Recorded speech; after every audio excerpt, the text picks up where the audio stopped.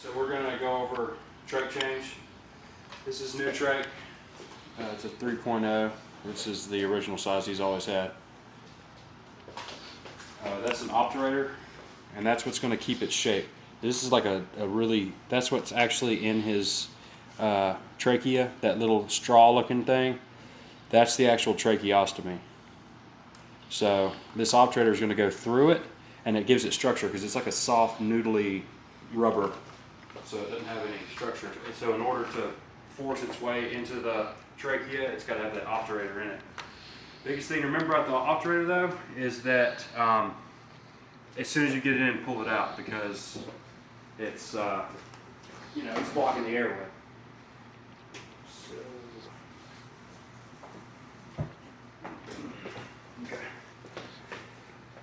So I'm going to go ahead and put my ties on.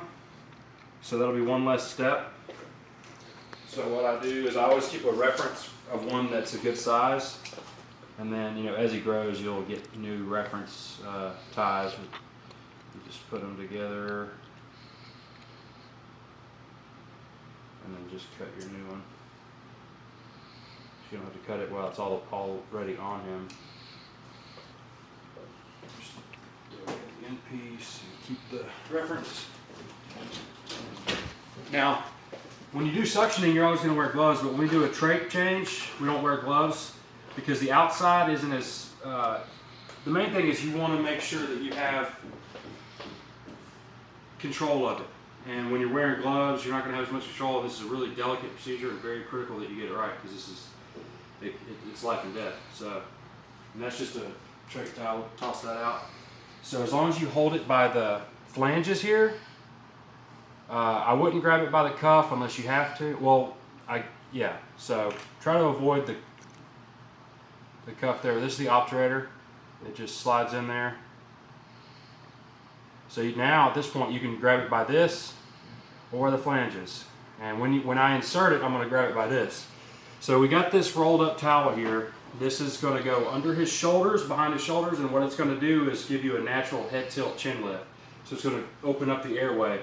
You're going to put his shoulders across here, a little bit low on his shoulders, and then his head's going to fall back.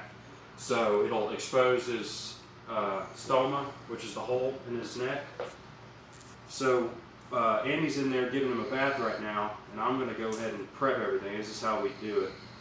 So, like I said, you can grab it by the flanges, but just stay away from the trach itself. So I'll go ahead and pull those through. And we change the trach ties daily. Every night after a bath, we give him a new tie to keep it from getting dirty and causing infections and irritation. So you want brand new clean fabric on him every night after a bath, because once it gets wet, you're inviting infection and all that stuff. So you got to think this kid's got these ties on his neck every day, 24 hours a day of his life. So it gets really uncomfortable, and it gets raw on his neck. So,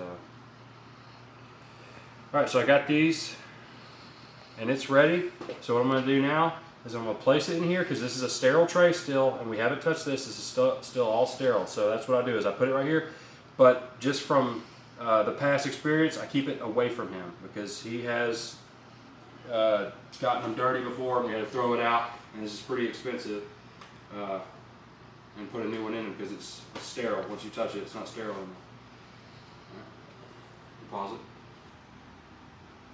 Alright, so we're going to go over some more stuff while we're waiting on Annie to get him ready. I told her to take her time since I'm going to go through all this stuff pretty deliberately. This is sterile lube jelly. So you just open up a pack of this, just open it all the way just to keep it sterile. Now this is still sterile because I took this is the inside of that pack, so we always use this to put the lube on.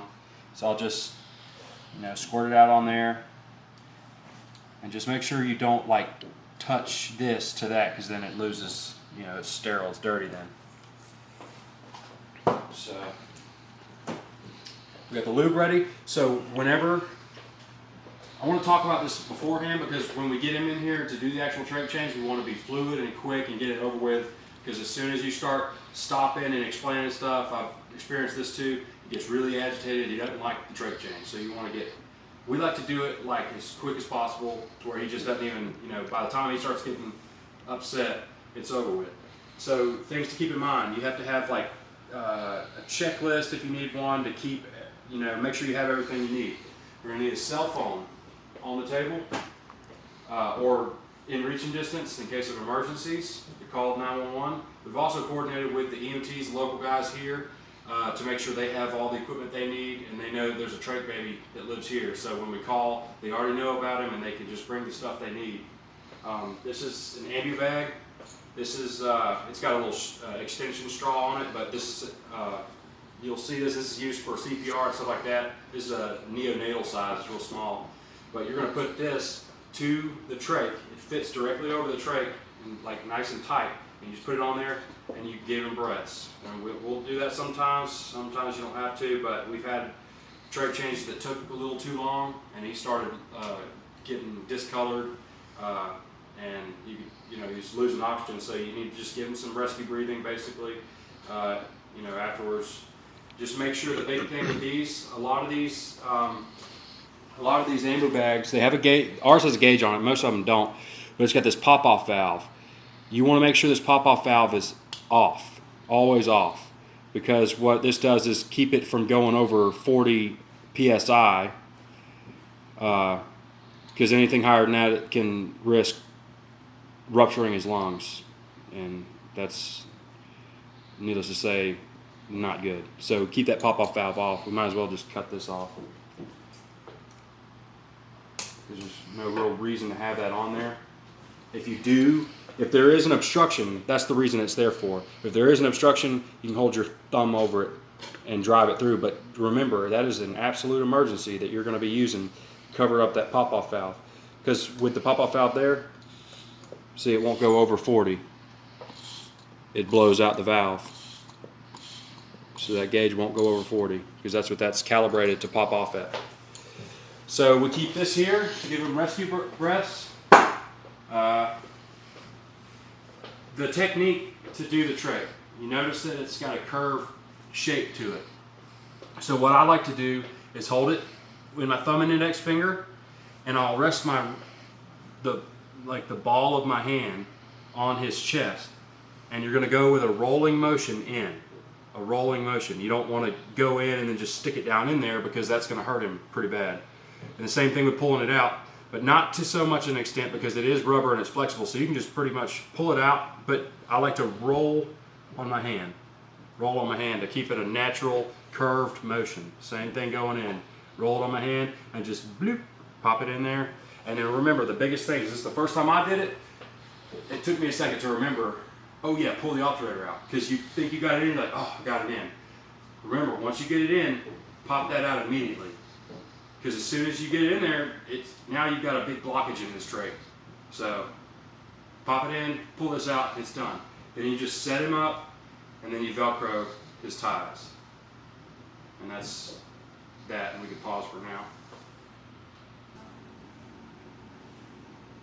Oh, it's on? Okay. All right, just one more thing I want to talk about. Along with your emergency supplies, you're going to have your emergency trach. This is a 2.5. We have them in a 3.0 Shiley. This is a 2.5 Bavona brand. It's the smallest trach you can find. And all you do is you always keep a trach that's one step below what he normally has for an emergency. If he's like, because we've had times where he's been like sick, he'll have inflammation in his stomach, and that can cause it to be difficult to get in. So in that situation, and you just cannot get in, because I've had one instance where it really was hard to get in. And I was able to get it in, but it just took a few seconds. And whenever you're doing trach change, remember, once you pull that trach out, he cannot breathe. And he's panicking, and the biggest thing for you to do is not panic. And you just stay focused, get it in there. Just do what you got to do to get it in. I've had a time where he's fighting. He's fighting you the whole time too, so that doesn't make it any easier. So you need to work as a team with your partner. This is always a two-person operation.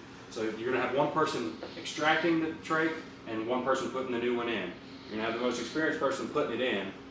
So when you're training new people, you can have that person pull it out the first time. or 2 weeks in a row. We do this every week, and then the third week, maybe now that they got a hang of it and they're a little bit more comfortable, maybe they can go putting in. But just remember, if you're the senior person, you need to be there to take over if all else fails, because it's really serious and it's it's critical that you get it right. So you're going to have your emergency trach here on standby. I've never had to use one because it's not that, it's a 1/2 millimeter smaller, so that's 20,000ths of an inch smaller. It's not that much smaller really. So just what I would recommend is be very generous with the lube, because I mean the worst that's going to happen is you're going to have a lot of lube and he's just going to have to cough it up for a few minutes, but it's never been a problem. So just remember, once he's down, you're going to have your partner that's going to be extracting, holding his arms. So Annie's going to be helping me. She's going to be holding his arms, and at the same time, she's going to pull, and then I'm going to be right there with it, and it's going to have lube all over it. And as soon as she pulls it out, it's out, I'm in, and that's it. As soon as it's in, pull the obturator out, and then sit him up. He's going to be coughing and spitting and sputtering, and he's going to be a little upset with you because he just doesn't like this. I mean, I can't blame him. You're pulling his only airway out of his throat, and then he can't breathe for a couple seconds, and so he's not happy about it. Some kids are easier than others. Some kids, I've heard like a girl that's got his condition in England, her mom says that she just sits up and lets her do it by herself and doesn't even have a problem with it. But Eli, he's a baby and he doesn't like it. So you got your ambu bag there, you got your emergency trach, you got a cell phone, that's my camera, but Annie will have her phone. And just make sure this thing is rolled nice and tight so it's got some structure to it, because we've done that before. We had a towel that was too flat and it made it hard to get him. It didn't give that good head tilt chin lift. So that's the point of this, is you want to be a nice tight roll with a big thick towel, and make sure you place his shoulders about right there. Not quite on his shoulders, but a little bit lower, because he's got a pretty small body, and it's going to give that head tilt chin lift because his head's just going to fall back naturally. So you're not fighting that. So as soon as he's down, remember, you want to make this quick and easy, and with a baby, he's going to be combative, so try and be as soothing as possible. Don't make a big deal out of it, because he can sense your anxiety. If you're anxious about it, he's going to be 10 times more anxious, because he's the one that's happening to. So as soon as you get him, you sit him up, you play with him, make little baby noises, just keep him in a happy mood as much as possible. Go ahead and undo the back of his trach tie and get it out of the way and have it come forward. And then as soon as you lay him down, don't waste too much time. Just get him down right where you want him, and then just say pull it. And then pull, put it in, pull the obturator out, it's done. That's it. And then just sit him up. The thing with this is a really simple operation. It's really simple. There's nothing really to it. You pull the old one out, you put the new one in, you pull the obturator out. That's it. But it's simple, but it's really important that you get it right. It's one of those things. It's not complicated, but you got to stay focused and just do it. And that's pretty much it. So he'll be here in just a minute, and we'll go ahead and start. All right, so we're getting ready. We're setting him to where, hey, we're undoing it. You got it? You got it in this hand? Okay, we're gonna clear it. All right, I'm gonna go ahead and lube it. Get it ready? All right. All right, just laying back. Yay. All right. Oh, arms. Hold on. So a little bit lower. Okay. See how he's doing his. All right. Oh, his chin's coming down. I know. It's not. We gotta sit him up. Sit him up. Sit him up a minute. This ain't working. No. It's gotta be rolled tight. Give me another towel. Go ahead and pause it. All right. You going? Okay. All right. You got it clear of his. Clear? All right. Laying back. Yeah. There we go. All right. Go ahead. All right. Wait. Hold on. Ready? All done. And that's it. Good boy. I know. Okay, yes, we know that's the worst part. See how he gets so swole up? All done, bud. Woo, good boy.